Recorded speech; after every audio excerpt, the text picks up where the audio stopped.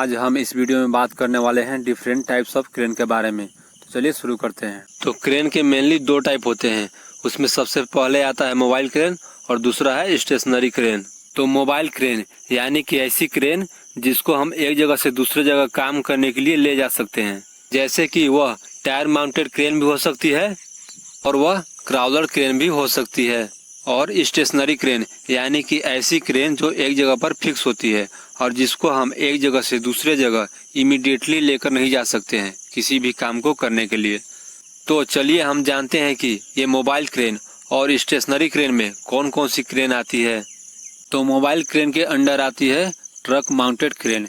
तो यह जो क्रेन होती है वह ट्रक के ऊपर माउंटेड होती है, इसलिए इसे ट्रक माउंटेड क्रेन कहते हैं। आप इस इमेज में देख सकते हैं कि इस क्रेन का आगे का शेप बिल्कुल ट्रक के जैसा है और पीछे में क्रेन को माउंटेड किया गया है। फिर उसके बाद आता है क्राउलर क्रेन। यह जो क्रेन होती है वह क्राउलर के ऊपर फिक्स होती है, इसलिए इसे क्राउलर क्रेन कहते हैं। और इस क्रेन का ज़्यादातर जो इस्तेमाल है वह हैवी लिफ्टिंग के लिए किया जाता है। और यह जो क्राउलर क्रेन है वह किसी भी लोड को उठाकर 360 डिग्री रोटेट कर सकता है।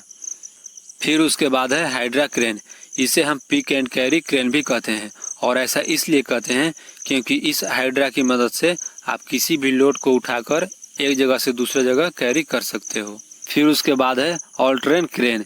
यह जो क्रेन होती है वो 4 व्हील ड्राइव सिस्टम होती है, यानी कि आप एक ही स्टीयरिंग से इसके सभी टायर को कंट्रोल कर सकते हैं। इसमें टेलीस्कोपिक बूम होता है और यह हाइड्रोलिक पावर होता है। तो इस प्रकार जो है ये मोबाइल क्रेन होती है जिसको हम एक जगह से दूसरे जगह काम करने के लिए आसानी से ले जा सकते हैं। तो चलिए अब जानते हैं स्टेशनरी क्रेन के बारे में कि उसमें कौन कौन सी क्रेन आती है। तो इसमें सबसे पहला आता है टावर क्रेन, जैसा कि आप इमेज में देख सकते हैं। टावर क्रेन का ज़्यादातर जो इस्तेमाल है वह कंस्ट्रक्शन में ऊंची जो इमारत होती है यानी कि ऊंची जो बिल्डिंग होती है वहाँ पर किया जाता है। और ये टावर क्रेन 2 पार्ट में डिवाइड होता है, जिसका पहला पार्ट होता है वर्टिकल जो कंक्रीट में फिक्स होता है, और दूसरा पार्ट होता है हॉरिजॉन्टल जिसके आगे में बूम होता है और पीछे में काउंटरवेट होता है ताकि वह लोड को बैलेंस कर सके। फिर उसके बाद है फ्लोटिंग क्रेन।